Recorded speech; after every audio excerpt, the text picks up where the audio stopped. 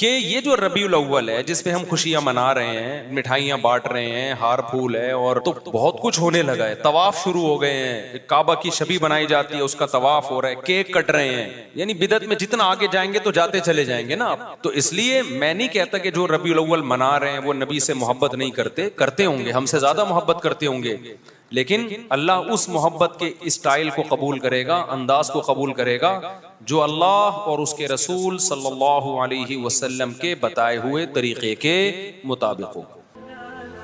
मुफ्ती तारिक मसूद के बयानात के लिए मुफ्ती साहब के ऑफिशियल चैनल मुफ्ती तारिक मसूद स्पीचेस को सब्सक्राइब करें। मैं कुछ बातें रबीउल अव्वल से मुताल्लिक करनी थी आप लोगों के सामने। रबीउल अव्वल की आज क्या तारीख है? रबीउल अव्वल बस आ ही रहा है ना, 12 रबीउल अव्वल। देखो, चंद दलाइल मैं हमेशा से देता हूं, उनको रिपीट कर देता हूं। नबी सल्लल्लाहु अलैहि वसल्लम ने फरमाया मेरी उम्मत के 73 फिरके होंगे, यही फरमाया ना आपने? फरमाया कुल्लुहुम फिन्नार, सब के सब जहन्नम में होंगे सिवाय एक के।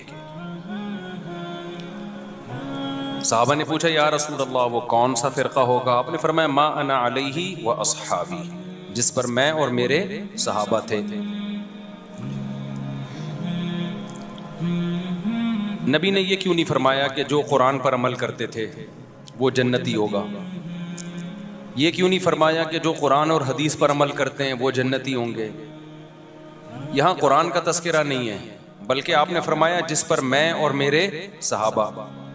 वजह उसकी ये है कि क्योंकि ये 73 फिरके इस्लाम की तरफ मंसूब होंगे ना, तो कुरान को तो सब मानते होंगे, क्योंकि अगर कुरान का इनकार कर दें फिर तो इस्लाम रहा ही नहीं ना, फिर तो इस्लाम के फिरके थोड़ी हुए।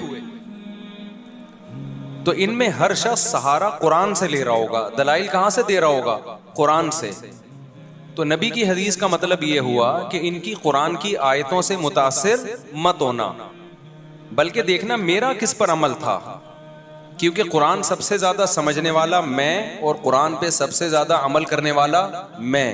तो कुरान की आयत की कोई ऐसी तशरीह अगर कर रहे हैं जिस पर मेरा अमल ही नहीं है, इसका मतलब वो तशरीह गलत हो रही है। जैसे रबीउल अव्वल में एक दलील दी जाती है, कुल फबिदालिका कुल बिफज़लिल्लाहि व बिरहमतिही फबिदालिका फलयफरहू। अल्लाह सूरह यूनुस में फरमाते हैं हमने तुम्हें कुरान की नेमत दी तो तुम्हें चाहिए कि इस पे खुश हो जाओ। अब लोग कहते हैं अल्लाह तो कह रहे हैं कुरान की नेमत पे खुश हो जाओ, तो नबी की नेमत पे तो और ज्यादा खुश होना चाहिए। तो नबी की नेमत हमें रबीउल अव्वल में मिली है, तो हमें रबीउल अव्वल में क्या होना चाहिए? खुश होना चाहिए। अब ये कुरान की ऐसी तशरीह हो रही है जिस पर नबी सल्लल्लाहु अलैहि वसल्लम का अमल नहीं है, ये आप अपनी तशरीह कर रहे हैं। क्योंकि कुरान का अगर ये मतलब होता तो सबसे पहले रबीउल अव्वल में नबी खुश होते और खुशी मनाते, फिर सहाबा खुश होते और खुशी मनाते। हम तो देख रहे हैं ना नबी ने खुशी मनाई ना सहाबा ने खुशी मनाई। अब इस आयत का मतलब क्या है? इस आयत का मतलब ये भाई तुम्हें कुरान की नेमत मिली है, खुश हो जाओ। तो किसी भी टाइम पे खुश हो सकते हो आप, और खुशी मनाने का थोड़ी कुरान कह रहा है। खुश होना अलग चीज है, खुशी मनाना अलग चीज है। हम जब भी कुरान का सोचते हैं हमें खुशी होती है।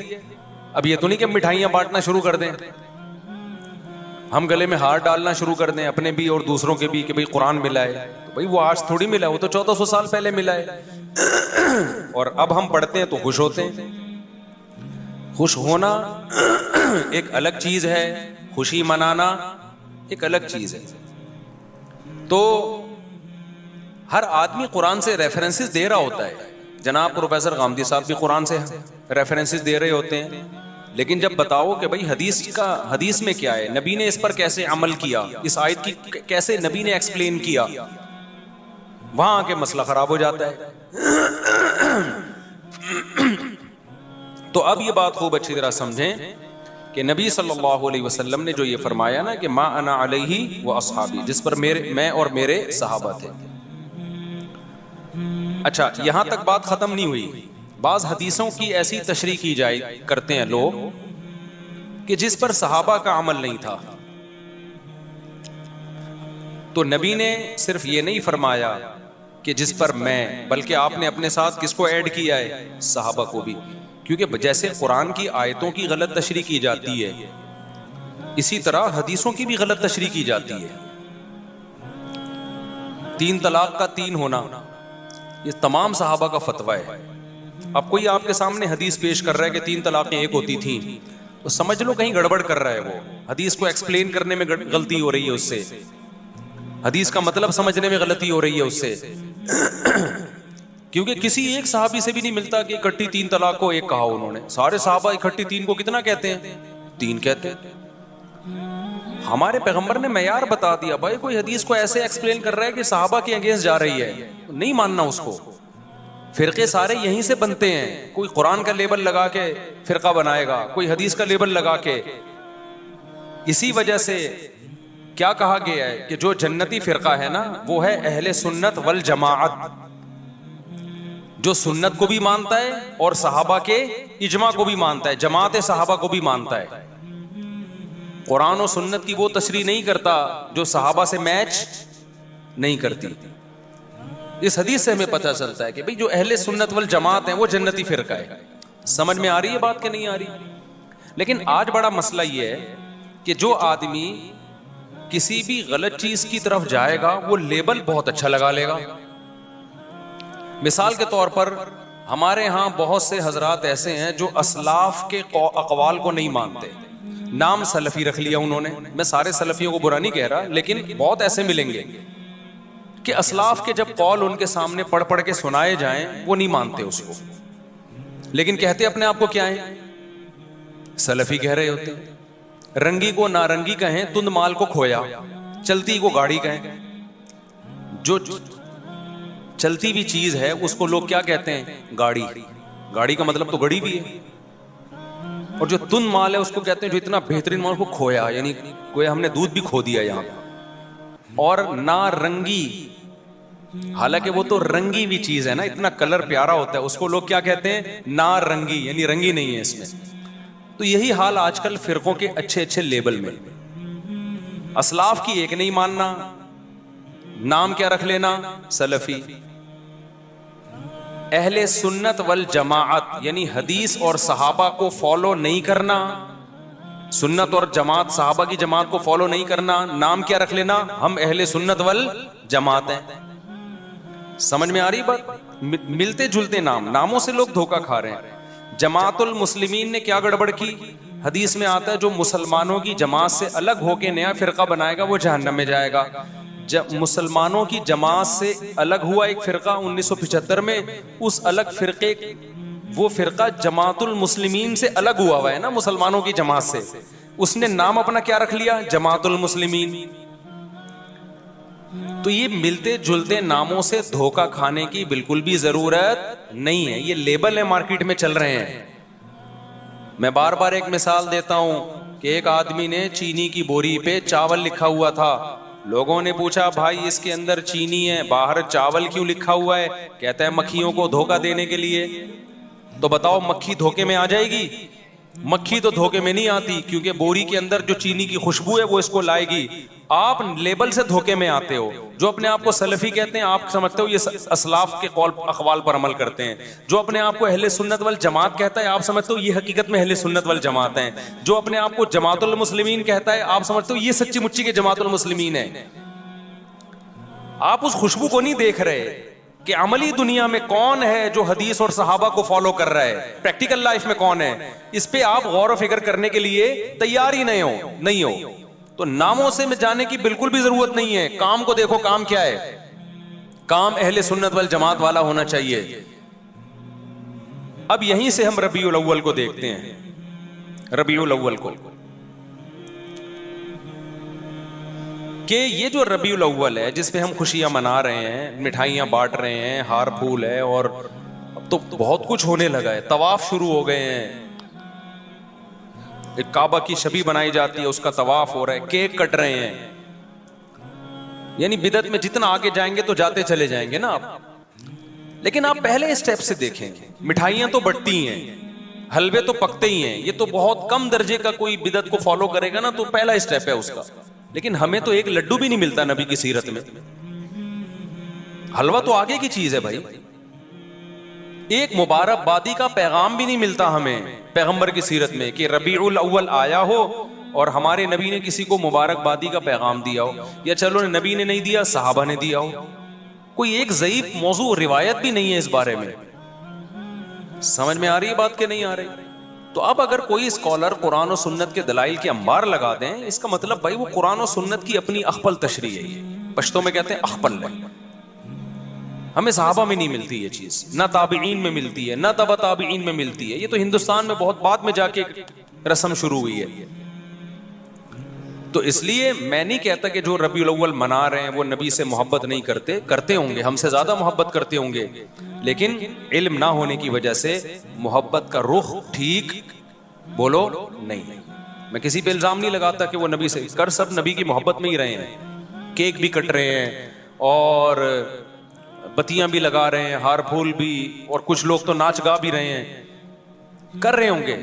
लेकिन भाई ये मोहब्बत वो है जो आपके, ये वो स्टाइल है जो आपका अपना स्टाइल है। अल्लाह उस मोहब्बत के स्टाइल को कबूल करेगा, अंदाज को कबूल करेगा जो अल्लाह और उसके रसूल सल्लल्लाहु अलैहि वसल्लम के बताए हुए तरीके के मुताबिक हो। तो पहली बात तो ये हुई कि हमें सहाबा, ताबईन, तबा ताबईन, अहले सुन्नत वल जमात के फ़िक़्ह में 4 इमाम हैं। फ़िक़्ह कहते हैं कुरान और सुन्नत के जो मसाइल मुरत्तब किए हैं वो किन्हों ने किए हैं? 4 इमामों ने। इमाम अबू हनीफा, इमाम मालिक, इमाम शाफी, इमाम अहमद इब्न हंबल। ये वो स्कॉलर्स हैं जिनको पूरी अहले सुन्नत वल जमात ने माना है। जैसे हदीस में इमाम बुखारी को इमाम माना ना, लोग कहते हैं ना कि इमाम हनीफा के इमाम होने की क्या दलील है, हमारे इमाम तो सिर्फ पैगंबर हैं। भाई इमाम अबू हनीफा को इमाम फ़िक़्ह में माना जाता है एक ख़ास जुज़िये में कि नबी सल्लल्लाहु अलैहि वसल्लम तो नबूवत में इमाम है, सबके इमाम है। इसकी मिसाल ऐसे जैसे इमाम बुखारी हदीस में इमाम है या नहीं। अब कोई कहे नहीं हमारे इमाम सिर्फ इमाम नबी सल्लल्लाहु अलैहि वसल्लम है, तो अबे भाई तू किधर की किधर लगा रहा है।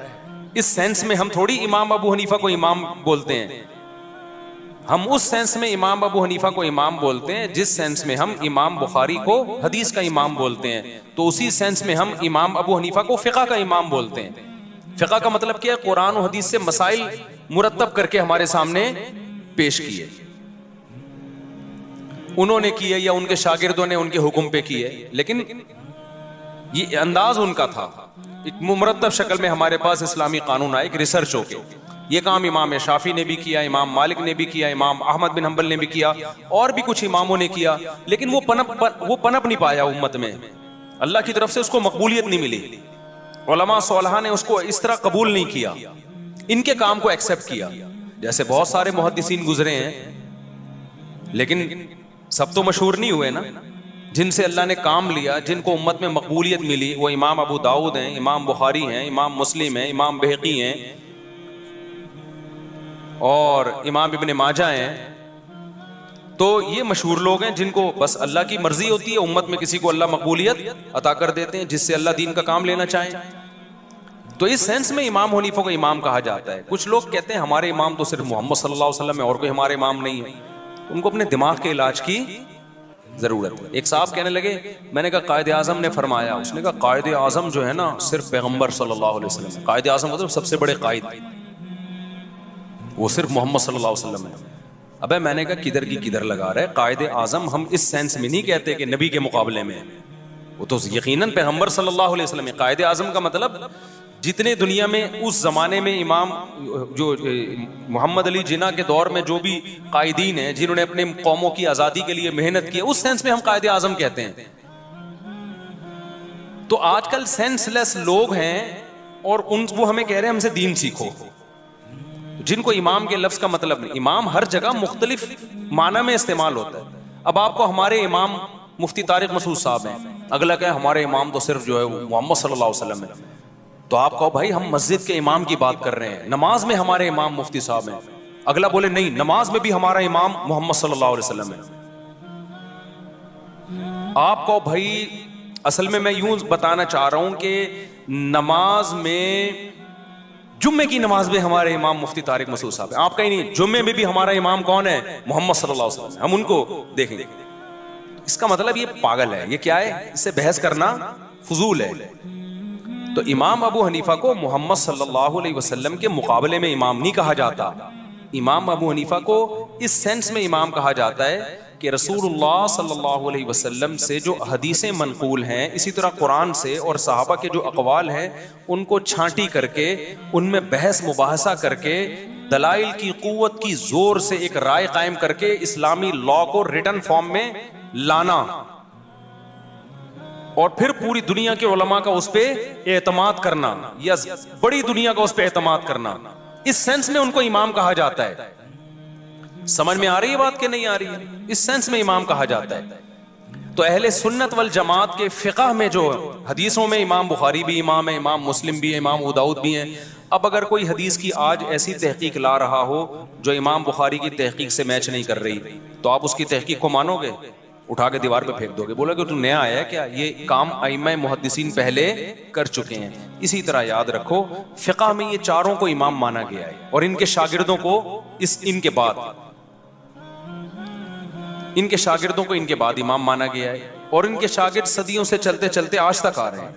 इमाम शाफी के भी इमाम अहमद बिन हंबल, ये इमाम बुखारी के उस्ताद हैं। अब सोचो इमाम बुखारी का उस्ताद क्या भला होगा वो, मैं भला बुरे सेंस में नहीं कह रहा, इन इल्म में क्या मकाम होगा जो इमाम बुखारी के क्या हैं, उस्ताद हैं। और फिर इमाम अहमद बिन हंबल के उस्ताद हैं इमाम शाफी, समझ रहे हो? फिर इमाम शाफी के उस्ताद हैं मोहम्मद इब्ने हसन जो इमाम अबू हनीफा के शागिर्द हैं, और इमाम मोहम्मद बिन हसन के उस्ताद कौन है? इमाम अबू हनीफा। तो उन्होंने मुरत्तब किया है, उनके शागिर्दों ने किया, लेकिन उन्हीं के हुक्म पे और उन्हीं के अक़वाल को तरतीब देके ना, किताबुल वुज़ू, किताबुल ज़कात, किताबुल सौम, उससे पहले ये तरतीब हमें नहीं मिलती थी। जैसे हदीसों की तरतीब नहीं मिलती थी हमें, हदीसें तो थी, तरतीब नहीं थी। तो ऐसे ही फ़िक़ा के मुरत्तब होने से पहले फ़िक़ा तो था, मसाइल तो थे, मुरत्तब बाद में किया गया है। अब जब एक चीज़ मुरत्तब हो जाती है ना, तो फिर आप उसके पाबंद हो जाते हैं। फिर उसमें ये कहना कि इसकी क्या दलील है कि मैं अबू हनीफा या इमाम शाफी के फ़िक़ा को फॉलो करूं, नबी के दौर में तो कुछ भी नहीं था। तो मेरे भाई ये बिल्कुल ऐसी फजूल बात है जैसे कोई क्या, मुझे क्या ज़रूरत है इमाम बुखारी की किताब को फॉलो करूं, नबी के दौर में तो ये किताब थी नहीं। तो भाई नबी के दौर में ये सारी हदीसें थी, मुरत्तब बाद में किया गया, सही ज़ईफ़ को छांटा बाद में किया है। जब कर लिया तो अब आप उसको फॉलो करना पड़ेगा आपको उसको। तो इसी तरह नबी के दौर में, सहाबा के दौर में मसाइल थे, मुरत्तब नहीं थे, छांटी नहीं थे, ज़ईफ़ कौल भी था, सही कौल भी था। इन अइम्मा ने मुरत्तब करके कानून को मुरत्तब कर दिया। अब जब मुरत्तब कर दिया, पूरी उम्मत उस पर जमा हो गई। अब आप उससे हटोगे तो आप एक नया फितना खड़ा करोगे। अब आपको उसका पाबंद होना है। मैं समझा पा रहा हूं अपनी बात? तो इसलिए अब जो दलील दी जाती है वो ऐसे कि कुरान, हदीस, इजमाए उम्मत और फ़िक़ा, वो इस्लामी फ़िक़ा जो आज से पहले अहले सुन्नत वल जमात के इमामों ने मुरत्तब कर दिया है, अब उसमें दिखाना पड़ेगा आपको। तो हम देखते हैं इन चारों में रबीउल अव्वल का तज़किरा नहीं मिलता हमें कि रबीउल अव्वल कोई मुक़द्दस महीना है, या रबीउल अव्वल में लड्डू खाना है, या लड्डू में इसलिए बोलता हूँ मज़ा लड्डू में, हलवे बोलने में मज़ा नहीं आता। भाई हम रबीउल में लड्डू खा नहीं रहे, बोलने तो दो ना, इतनी भी सख्ती नहीं है इस्लाम में। तो लड्डू का जो मज़ा है ना, असल में ये लड्डू मैंने यहाँ से सीखा है। हमारे बचपन में एक दोस्त थे, वो कहीं रिश्ता लेने भेजा ना उन्होंने, तो उनका रिश्ता हो गया। तो वो हमारे बड़ों, ख़ानदान के बड़ों में से आते थे। तो अब वो जिस दिन जा रहे थे ना मंगनी करने, तो मेरा कज़न मुझे कह रहा था इनके दिल में लड्डू फूट रहे हैं। तो वहाँ से मुझे लड्डू का लफ्ज़ याद हो गया। इनके दिल में क्या फूट रहे हैं? वो अपनी ना मुस्कुराहट छुपा नहीं पा रहे थे। तो मेरे दोस्त ने मुझे बोला इनके दिल में लड्डू फूट रहे हैं। लेकिन शादी के बाद फिर जो ऐसे उनके दिल में करेले फूटे हैं ना, वल्लाही अल्लाह। तो खैर, तो हम देखते हैं ना इमाम अबू हनीफा से इस बारे में कुछ मनक़ूल है, ना इमाम शाफी से, ना इमाम मालिक से, ना इमाम अहमद इब्ने हंबल से। ये चारों फ़िक़ा के इमाम हैं जिनको पूरी दुनिया में फॉलो किया गया है। आप इंडोनेशिया में जाओगे सारे शाफ़ी मिलेंगे, मलेशिया में जाओगे सारे शाफ़ी मिलेंगे आपको, ईरान में जाओगे जो अहले सुन्नत वल जमात में सारे हनफ़ी मिलेंगे आपको, उज़्बेकिस्तान, आज़रबाईजान जो रूस से आज़ाद रियासतें हैं उनमें सारे हनफ़ी मिलेंगे आपको, पूरा अफ़गानिस्तान हनफ़ी है, पूरा पेशावर हनफ़ी, पूरा लाहौर, सिवाय चंद फीसद लोगों के जो हनफी नहीं है, वो भी अब हनफी नहीं हुए। उनके बाप दादों में जाओगे वो भी सारे क्या थे? हनफी। कुछ लोग कहते हैं हम मंगोल हैं, तो मंगोल सारे हनफी थे जब इस्लाम कबूल किया था उन्होंने। समझ में आ रही है बात? कुछ लोग कहते हैं हम क्या हैं, मंगोल हैं। तो आप माजी में जाओगे, सारे मंगोल क्या थे जब इस्लाम कबूल किया था? सारे क्या थे? वो हनफी थे। यहां तक कि आज जो ये कह रहे हैं ना हिंदुस्तान पाकिस्तान में मैं हनफी नहीं हूं, तो वो नहीं है तो उसके अब्बा हनफी थे। अब्बा नहीं हो तो दादा हनफी थे, दादा नहीं तो परदादा तो कंफर्म क्या थे? हनफी। इस्लाम आया ही हनफी ही इस्लाम लेकर आए हैं बर्रे सगीर में। समझ में आ रही है बात? बर्रे सगीर में इस्लाम कौन लेकर आया है? हनफी लाए हैं। तो सारे हनफी थे। जितने बर्रे सगीर में आपको हनफियों के अलावा नजर आएंगे ना, या शाफियों के अलावा, तो वो दादा परदादा परदादा के ऊपर, बस इससे आगे उनके सारे कौन थे? वो हनफी।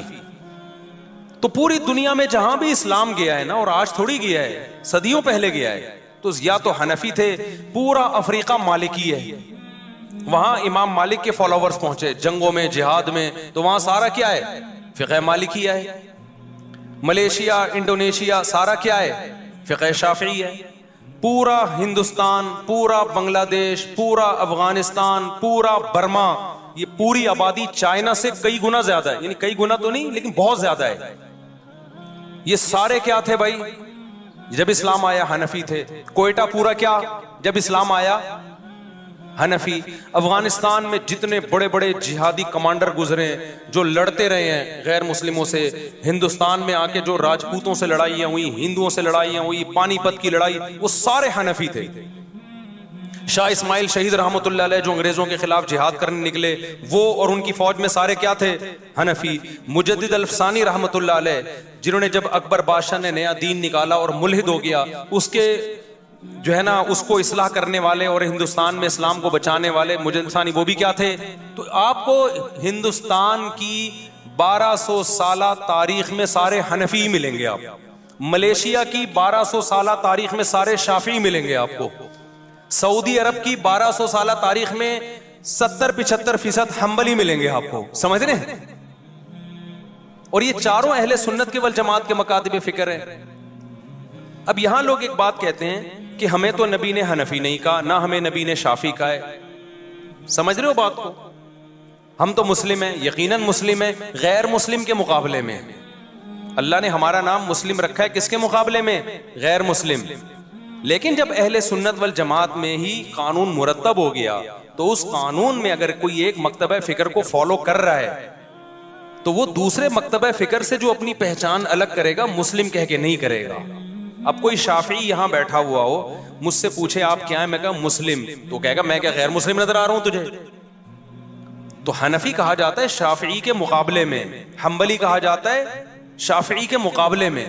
और इसकी जरूरत कभी पड़ती नहीं है, कभी पड़े तो कहा जाता है, वरना पड़ती नहीं है जरूरत इसकी। समझ रहे हो? मैं तो अभी सिर्फ ये बताने के लिए बता रहा हूं कि ये जो आजकल नए नए मार्केट में फिरके आ रहे हैं ना, कि हमारा कोई फिकी दीन नहीं है, ना हम हनफी हैं ना शाफी हैं, इनके अब्बा दादा परदादा क्या थे?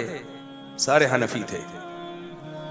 अब या तो वो सारे गलत थे या ये गलत है। तो लोग बड़े आराम से कह देते वो सारे गलत थे। वो सारे क्या थे? गलत। मेरे एक बयान पे किसी ने कमेंट्स किए कि अगर सदियों से मुसलमान गलत चीज पे चले आ रहे हैं, तो क्या हम उस गलती पे बाकी रहें क्या? ये कमेंट बहुत दफा आते हैं मेरे बयान पे। मुफ्ती साहब बार बार ये कहते हैं क्या ये सारे सदियों से गलत थे? क्या ये सारे सदियों से गलत थे?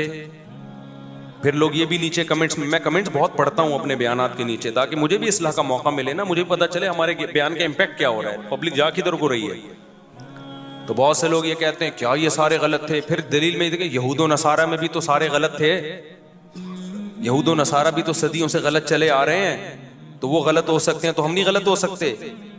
तो खूब समझ लो, इस कौम को, इस उम्मत को यहूद नसारा पे कयास करना गलत है। यहूद नसारा में जो पैगंबर आए वो आखिरी नबी नहीं थे, लिहाजा अल्लाह की तरफ से कोई गारंटी नहीं थी कि ये गुमराह नहीं हो सकते, लिहाजा वो सदियों से सारे गुमराह हो गए। वो आखिरी नबी नहीं है, और नए नबी ने आना है। लेकिन हमारे पैगंबर सल्लल्लाहु अलैहि वसल्लम के बाद अब कोई नया पैगंबर नहीं आएगा, लिहाजा अल्लाह ने जमानत ली है कि अब ये उम्मत सदियों से गलत बात पे जमा नहीं हो सकती, क्योंकि नया पैगंबर आके थोड़ी ठीक करेंगे इस उम्मत को। तो उलमा सुलहा नहीं ठीक करना है, तो सारे गलत हो गए तो ठीक कौन करेगा? क्या 15वीं सदी में 2-4 स्कॉलर आके ठीक करेंगे क्या? नहीं आई बात मेरा ख्याल है समझ में। तभी हदीस में आता है ला तज्तमिउ उम्मती अला ज़लाला। आप नेट पे लिखें, इसका रेफरेंस आ जाएगा, अरबी में लिख दें आप। नबी सल्लल्लाहु अलैहि वसल्लम ने फरमाया मेरी उम्मत गुमराही पे जमा नहीं हो सकती। इसमें आपने ये नहीं फरमाया कि फलां सन में नहीं हो सकती, फलां में हो सकती है, मतलब कभी भी जमा नहीं हो सकती। जब कभी भी नहीं हो सकती तो इसका मतलब सदियों से जो इतनी बड़ी उम्मत चली आ रही है ना, ये ठीक थी भाई। आप गलत हैं जो नई नई चीजें मार्केट में आ रही हैं। जितने आपको यहां मिलेंगे ना जो हनफियत को छोड़ चुके हैं, उनके अब्बा या तो हनफी, अब्बा भी छोड़ चुके तो दादा हनफी निकलेंगे उनके। ये 2-3 सदियों से पहले ये सिलसिला जाता ही नहीं, कोई कब्र भी नहीं दिखा सकता किसी गैर हनफी की हिंदुस्तान में 250-300 साल पुरानी, समझ रहे हो? जिंदा तो दूर की बात, कब्र भी नहीं मिलेगी आपको। तो अंग्रेजों से हम लड़े हैं भाई, अंग्रेजों ने हमसे हुकूमतें छीनी हैं। खिलाफत उस्मानिया का खात्मा हुआ, वो भी सारे हनफी थे जिन्होंने खिलाफत कायम की। 300-400 साल तो बड़ी स्ट्रॉन्ग खिलाफत थी। तो यूरोप उन्हीं को मुस्लिम समझता था, उन्हीं के खिलाफ साजिशें करता था, उन्हीं की हुकूमत को तोड़ा गया है। वो इस्लामी लॉ जो खिलाफत उस्मानिया में 500-600 साल चला है, वो तो फिक़ह हनफी था सारा, वो भी गलत। बनु अब्बास में ज्यादातर फिक़ह हनफी था, वो भी गलत। बनु उमैया में जो सबसे बड़े काजी थे इमाम अबू यूसुफ थे काजिल कुज़ा, वो भी हनफी थे। तो यार ये किधर को आप कौम को लेके जा रहे हो हैं? कोई गैर मुस्लिम जब इस्लाम कबूल करे और आपको हनफी शाफी सारे गलत होते हैं, एक दीन मुहम्मदी पे आ जाओ, तो गैर मुस्लिम इस नारे से अट्रैक्ट तो बहुत होगा, लेकिन उसको एक बहुत बड़ा सवाल पैदा होगा कि जब हम किताबों की तरफ जाते हैं, हम उलमा की सीरत पढ़ते हैं, तो 4 तबकात मिलते हैं किताबों में। आप जब भी किसी आलिम की सीरत पढ़ेंगे ना, तो या तो तबकात हनफिया में होगा, या तबकात शाफिया में, या तबकात मालिकिया में, या तबकात हनाबिला में। इसके अलावा कहीं मिलेगा ही नहीं आपको, इल्ला माशाल्लाह इक्का दुक्का। अल्लामा शौकानी हो गए, इब्ने हज़म ज़ाहिरी हो गए, चंद एक करोड़ों में। समझते हो कि नहीं समझते हो? तो ये जो लेबल अच्छे अच्छे लगा के आपको लोग कह रहे हैं ना हम फिरकों के खिलाफ हैं, वो फिरकों के खिलाफ नहीं है, वो एक नया फिरका मार्केट में लॉन्च कर रहे हैं। मैं बार बार ये बात कहता हूँ, समझते हो? अच्छा, बात से बात चल पड़ी है। अभी मैं तो रबीउल अव्वल पे बात कर रहा था। लोग ये भी कहते हैं कि इन चारों को पे रिसर्च करके एक क्यों नहीं कर देते आप? ये बड़ा सवाल किया जाता है कि यार 4 मकातिब फिक़ह हैं, हनफी, मालिकी, शाफी, तो कुरान हदीस से रिसर्च करके एक पे आ जाओ ना। देखो इन चारों इमामों ने कुरान हदीस ही पे रिसर्च करके बहुत सी चीजों में इत्तेफाक कर लिया है। अब जिन चीजों में हो गया उनमें तो चारों मुत्तफिक हैं, सब में हर में 4 राय थोड़ी है।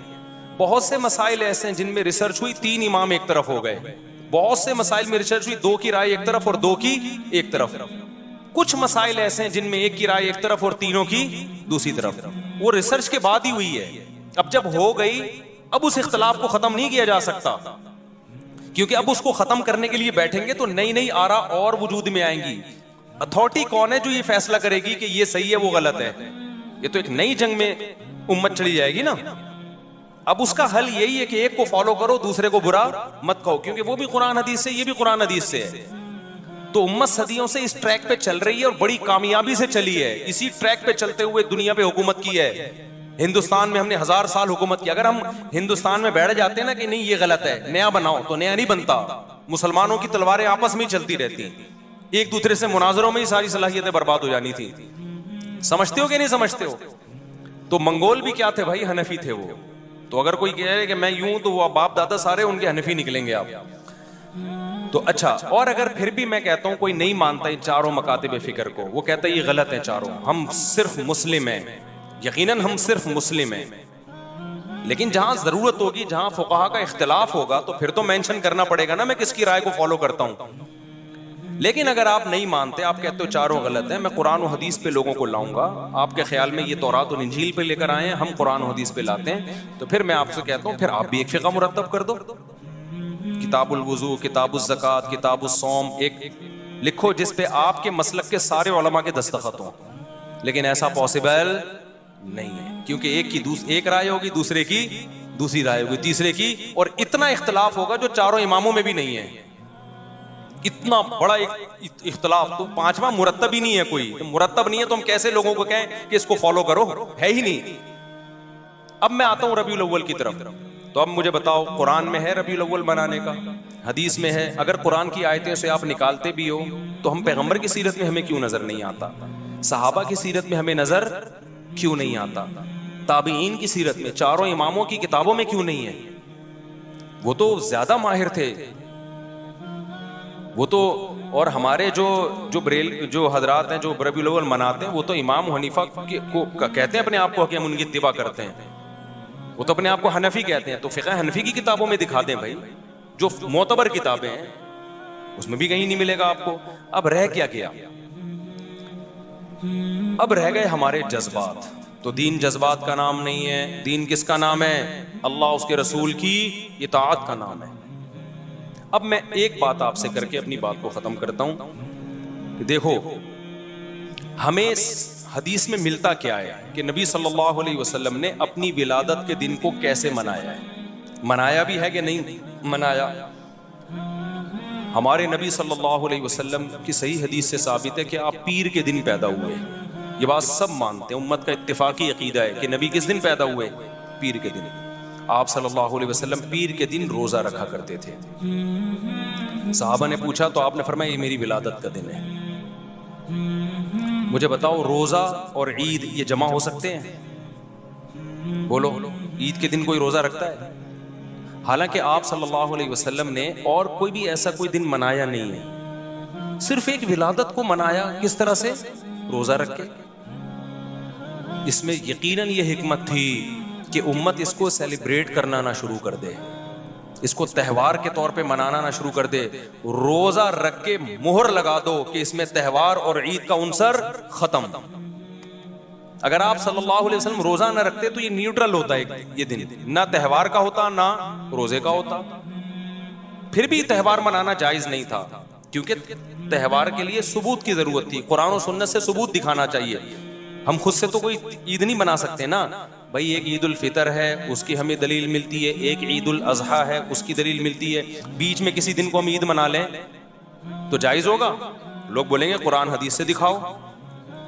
तो अगर नबी सल्लल्लाहु अलैहि वसल्लम ने पीर के दिन रोजा ना भी रखा होता तो भी यौम विलादत को सेलिब्रेट करना या त्यौहार के तौर पे मनाना हमारे लिए जायज नहीं होता, क्योंकि बुखारी मुस्लिम की हदीस है लिकुल्ली कौमिन ईदुन वलना ईदान। आपने फरमाया हर कौम के लिए साल में एक दिन त्यौहार का होता है, और हमारे कितने हैं? दो, एक ईद उल फितर और एक ईद उल अजहा। यहां तक बात क्लियर हो गई। लेकिन हमारे नबी ने इससे आगे बढ़ के बाकायदा रोजा रखा, और रोजा और त्यौहार जमा नहीं हो सकते। तो त्यौहार का तो कॉन्सेप्ट ही खत्म हो गया है। आप कह सकते हो हम रात को मनाते हैं ईद मिलादुन नबी, हम दिन में थोड़ी मनाते हैं। हम कब मनाते हैं? रात को। और बड़ी मुश्किल में इस्लामी त्यौहार जितने भी होते हैं दिन में होते हैं, रातों में गैर मुस्लिमों के त्यौहार होते हैं। ईसाइयों की क्रिसमस सुबह 8 बजे होती है, रात को 12 बजे होती है। रात को ईसाइयों को देखा होगा सज धज के बत्तियां वत्तियां लगा के जो भी वो करते हैं। हमारे त्यौहार दिन की रोशनी, जबकि दिन में नबी ने रोजा रख लिया। अब ऐसा ना हो आप 12 रबीउल को रोजा रखना शुरू कर दो। पीर का रोजा है, 12 का तो रोजा भी नहीं है। ये तो मैं समझाने के लिए, क्योंकि रोजे के लिए भी सबूत चाहिए। वैसे तो साल में किसी भी दिन रोजा रखो आप, स्पेशल उस दिन को ज्यादा फजीलत समझ के रोजा रखना ये जायज नहीं है। तो नबी ने अपने यौम विलादत में रोजा रखा। पहली बात, त्यौहार रात को नहीं होते। इस्लामी त्यौहार कब होते हैं? दिन में होते हैं। क्यों? इस्लाम ने दिन की रोशनी में, क्योंकि रात के ना जब खुशी मनाता है तो बुराइयों की तरफ जहन जाता है इंसान का, शराब कबाब की तरफ जाता है। तभी देखो क्रिसमस में कितनी शराबें पी जाती हैं, कितना कुछ होता है उल्टा पुल्टा। इस्लाम ने कॉन्सेप्ट रात सोने के लिए, इबादत के लिए, दिन क्या है?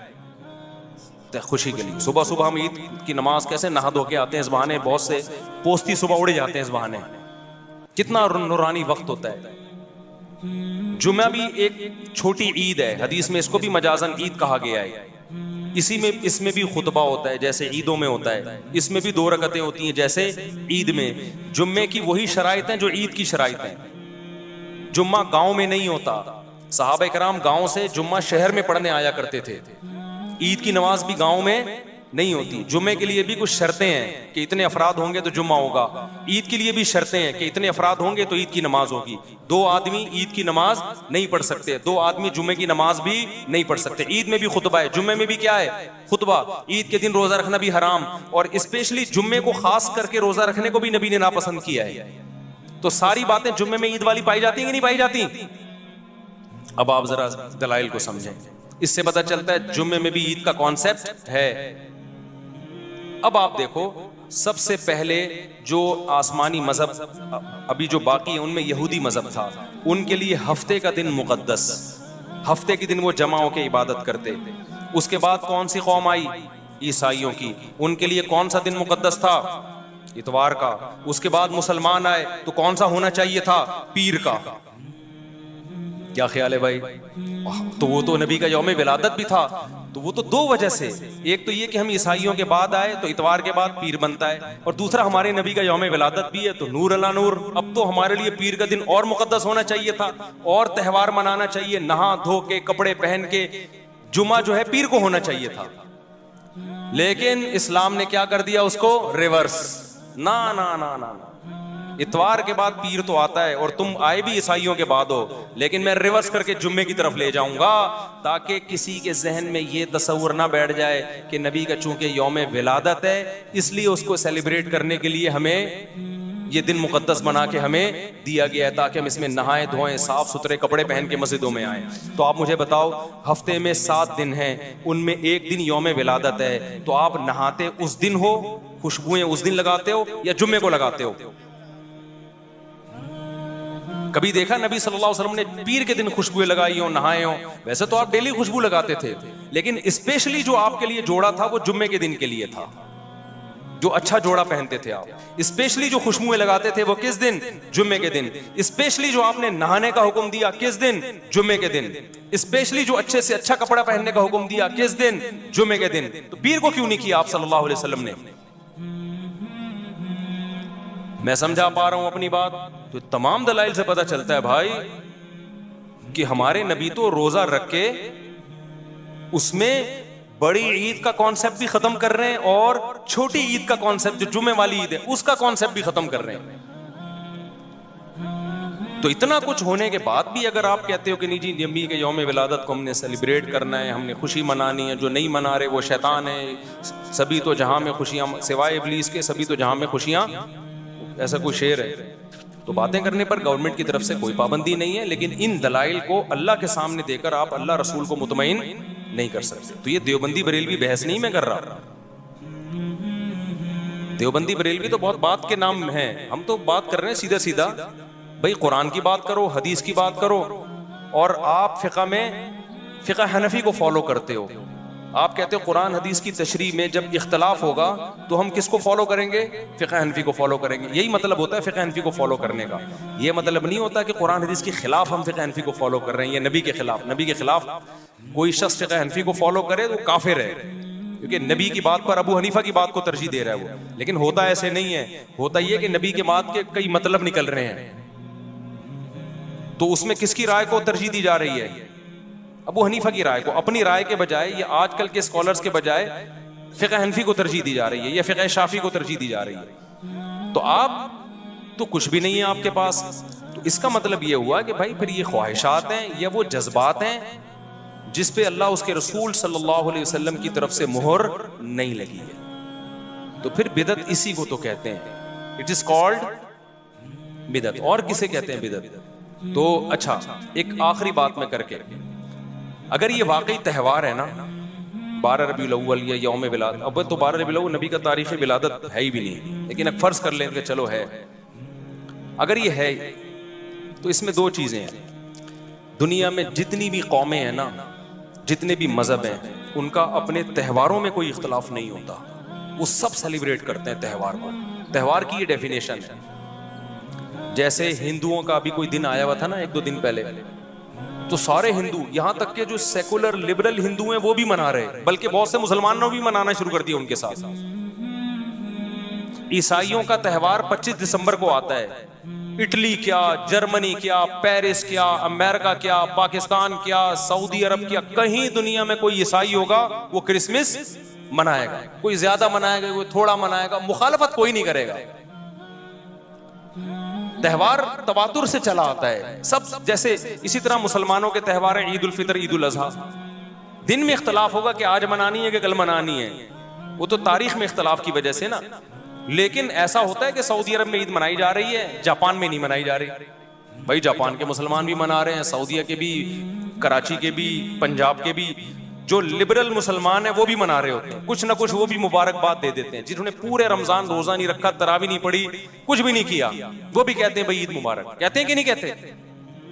अगर ये 12 रबीउल अव्वल हमारा त्यौहार है, ईद का दिन है, तो इसमें इतना बड़ा इख्तलाफ क्यों है? फिर इतना बड़ा इख्तलाफ है, पूरे पूरे मुल्क में ये शॉर्ट है। पूरे सऊदी अरब में एक झंडा भी नजर नहीं आएगा आपको। आप कह दो वो वहाबी हैं, वो फलाने हैं, वो डिमकाने हैं। मैं भी इस बहस में नहीं पड़ रहा कि कौन वहाबी है कौन गैर वहाबी है। मैं तो कह रहा हूं त्यौहार चाहे वहाबी हो, वहाबड़े हो या गैर वहाबड़े हो, वहाबी की सुपरलेटिव डिग्री वहाबड़ा। बाज लोग हमें यूं कहते हैं वहाबी नहीं, ये तो वहाबड़े हैं, बहुत बड़े वहाबी हैं हम लोग के बारे में। बाज लोग कहते हैं तो वहाबड़े हो या गैर वहाबड़े हो, बात यह है कि अगर वो त्यौहार है तो फिर तो जो भी इस्लाम की तरफ मंसूब होगा सब मनाएंगे ना। पूरे सऊदी अरब में पता ही नहीं होता किसी को। फिर मैं मलेशिया में था 12 रबीउल अव्वल, चंद साल पहले मैं मलेशिया में था, 12 रबीउल अव्वल पता ही नहीं चला, वहां पे गुजर गया तो लोगों में बात हुई। हो सकता है किसी महल्ले में मनाया जा रहा हो, लेकिन बाकी पूरे मलेशिया में हमें कहीं नजर नहीं आया। तो ये कैसा त्यौहार है? अच्छा, जिन मुल्कों में मनाया जा रहा है वहां भी पूरे मुल्क में नहीं, एक शहर में है दूसरे शहर में है ही नहीं। फिर जिस शहर में है एक इलाके में दूसरे इलाके में नहीं। कराची में 12 रबीउल अव्वल मनाई जाती है, खारादर में मना रहे हो, डिफेंस में नहीं है, नाजमाबाद में नहीं है। फिर अगर नाजमाबाद में है भी बिलफर्ज तो एक गली में है, दूसरी गली में नहीं है। फिर एक गली में भी अगर पूरी गली में हो रही है तो सारे घरों में नहीं हो रही। 2 घरों में झंडे हैं, 2 घरों में झंडे नहीं है। त्यौहार ऐसा नहीं होता भाई। जो ईदें होती हैं, जो त्यौहार होते हैं, वो सब मिल के सेलिब्रेट करते हैं। खोपड़ी शरीफ में बात आ रही है, हमें किसी पे तंज नहीं करना। मैं बार बार एक बात कहता हूं, अपने जो कॉन्सेप्ट हैं, नजरियात हैं, जो आपका मसलक है, जिस पे आपको इत्मीनान है, उसको छोड़ो नहीं और दूसरे को छेड़ो नहीं। लेकिन दलाइल देने का तो हमारा हक है यार। दलाइल तो दे सकते हैं ना, तो हम दलाइल दे रहे हैं। हम छेड़ किसी, कोई झंडा लगाए तो मैं नहीं जाके उतारता। हमारे अड़ोस पड़ोस में भी झंडे भी लग रहे हैं, मिठाइयाँ भी आ रही हैं, हम जाके भी सलाम करते हैं, अंकल खैरियत से आप, तबीयत ठीक, सब अच्छे की रिपोर्ट कहते हैं वालेकुम सलाम मुफ्ती साहब, सब सेट चल रहा है, शादी मुबारक, सलाम, निकल लिए। हम ये नहीं कहते ये झंडा क्यों लगाया हुआ है, हलवे क्यों खा रहे हो। भाई छेड़ना नहीं है किसी को। हमने हमारे जो बस में था हमने दलाइल सामने रख दिए, समझ में आ जाए ठीक है, नहीं समझ में आए तो भी ठीक है भाई। अगर अल्लाह आपको बख्श दे तो हमें कोई एतराज नहीं है, अल्लाह नहीं बख्शे तो फिर हमें नहीं बोलना कि तुमने बताया क्यों नहीं था, ठीक है ना। तो हम तो बस इसलिए जी क्या बोल रहे हैं हजरत? हाँ, वो तो इमाम अहमद रजा साहब ने लिखा है कि 8 रबीउल अव्वल है। अच्छा, ये भी एक अहम बात है, जो तारीखें हैं ना त्यौहारों की, उनमें भी इख्तलाफ नहीं होता।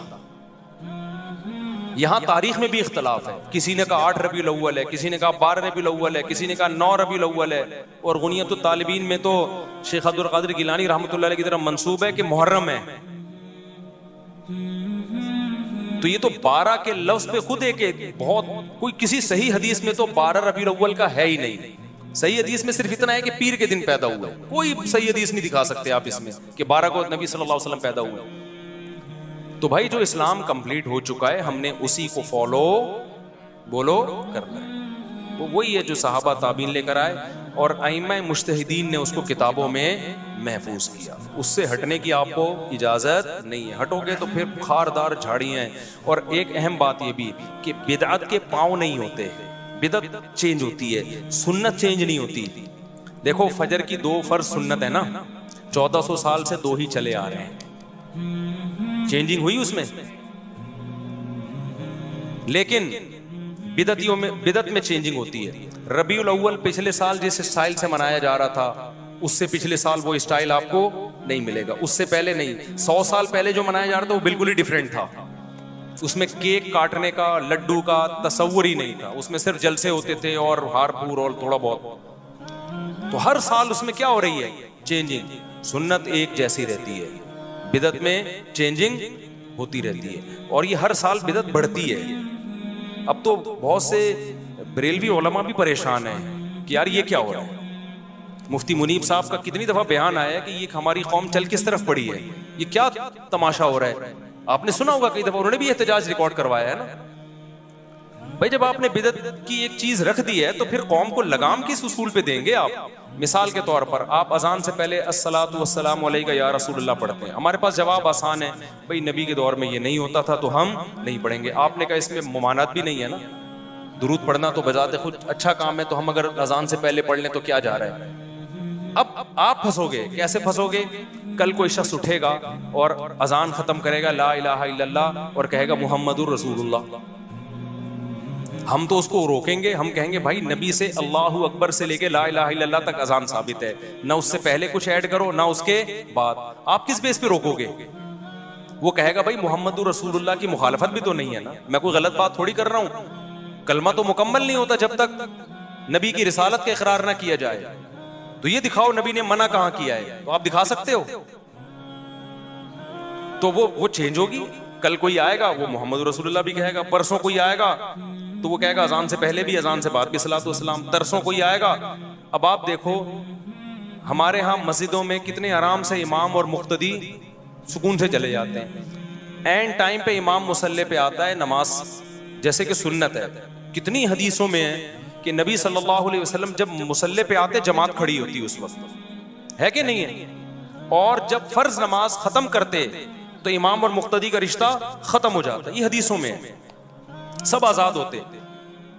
हमारे यहाँ कितना आसान है, मैं आया मुसल्ले पे नमाज पढ़ाई उसके बाद मैं आजाद हूँ, वही सुन्नतें पढ़ूं, बेहतर है घर जाके पढ़ूं, खत्म कहानी। लेकिन अगर आप कुरान और सुन्नत को फॉलो नहीं करते, खुद भी फंसते हो, दूसरे भी फंसते हो।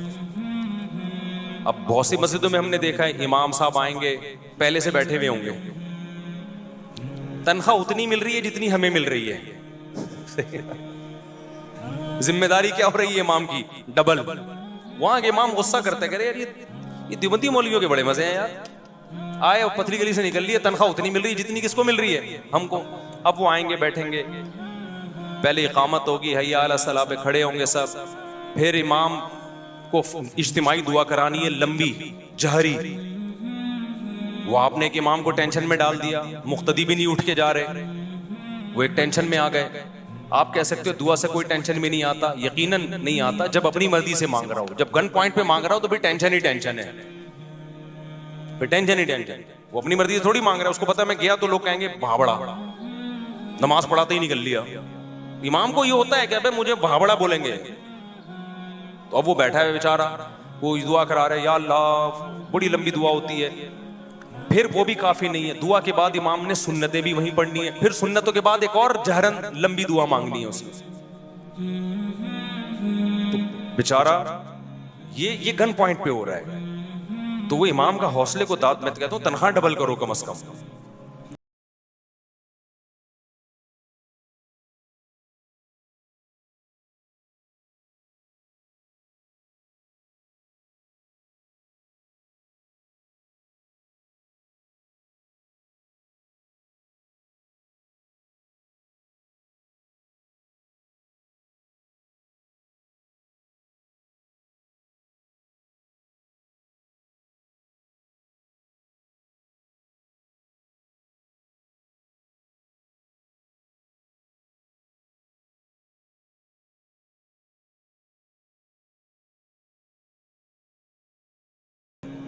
सबसे तीन दफा गले मिलना, यूं मिलो फिर यूं मिलो फिर यूं मिलो, फिर वहां से निकले वसीम भाई आ रहे हैं, यूं मिलो फिर यूं मिलो फिर यूं मिलो, फिर गफ्फार भाई आ रहे हैं, यूं मिलो फिर यूं मिलो फिर यूं मिलो, फिर सुबुक्तगीन साहब आ गए, उनसे मिलो, फिर तबस्सुम साहब आ रहे हैं वहां से, फिर और गफ्फार भाई आ रहे हैं, फिर वहां से तो नाम जमशेद आ रहा है वहां से।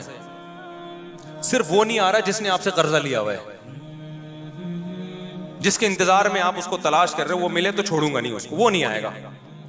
किस कदर टेंशन है यार, किस कदर टेंशन। एक गली से गुजरना मुश्किल, यूं जा रहे हो वहां से 10 आदमी आ रहे हैं, अबे तीनों से गले मिलो, फिर वहां से टन मारा उधर से 20 आदमी आ रहा है, खुद भी मुसीबत में दूसरे भी मुसीबत में। हल्का फुल्का रखो यार, ईद है, कोई अजाब थोड़ी है। तो हम कितने आराम से पतली गली से निकल लेते हैं। मैं जो ईद पढ़ाता हूँ तो अस्सलाम वालेकुम, पतली गली निकलो, लोग भी नहीं मिलते, कह रहे हैं बस काफी है। कोई पुराना दोस्त आ गया तो चलो मुसाफा कर लिया उससे, बहुत हो गया, कोई पुराना आ गया तो चलो। गले मिलना बजाते खुद हराम तो नहीं है ना, लेकिन इसका इल्तिजाम करना क्या है, ये नाजायज है, इसको सुन्नत समझना नाजायज है। तो तो इतनी टेंशन यार, इतनी टेंशन। तो बिदअत में जब भी इंसान जाता है, अपने लिए भी टेंशन और दूसरों के लिए भी टेंशन, और जब भी सुन्नत पे रहता है खुद भी हल्का फुल्का और दूसरे भी हल्के फुल्के।